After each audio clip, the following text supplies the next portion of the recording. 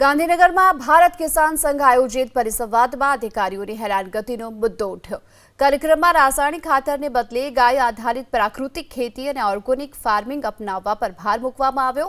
ઉપરાંત ખાતર વિતરણમાં પીઓએસ મશીનની ટેકનિકલ ખામીઓ અને ઇન્ટરનેટ કનેક્ટિવિટીના અભાવે બાયોમેટ્રિક વેરિફિકેશનમાં પડતી મુશ્કેલી બાબતે પણ ચિંતા વ્યક્ત કરાઈ। આવી ટેકનિકલ સમસ્યાઓ ઘણી વખત ખેડૂતો અને વિક્રેતાઓ વચ્ચે ઘર્ષણનું કારણ પણ બને છે, જેનો ત્વરિત ઉકેલ લાવવાની પણ માંગ થઈ। એવો પણ આરોપ છે કે અધિકારીઓ પોતાના અંગત સ્વાર્થ માટે વિક્રેતાઓને ખોટી રીતે હેરાન કરી રહ્યા છે। ભારતીય કિસાન સંઘ 1992 થી કહેતું આવ્યું છે કે ક્યાંક રાસાયણિક ખાતરનો વિકલ્પ શોધવો જ પડશે।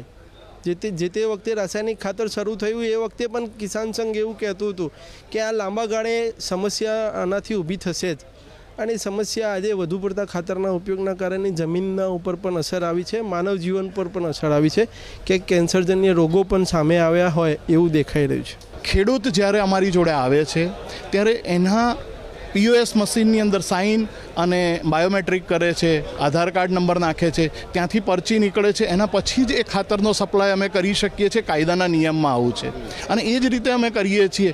પણ અમને એ નથી ખબર કે આ ખેડૂત પાસે અડધો વીઘો જમીન છે, 20 વીઘા જમીન છે। આપ સમજી શકો છો કે દરેક ખેડૂત જે છે એની જરૂરિયાત જુદી જુદી છે, એટલે ક્યાંક ને ક્યાંક બાયોમેટ્રિક સારી રીતે થાય છે પણ મશીનની ક્યાંક ને ક્યાંક ખામી છે।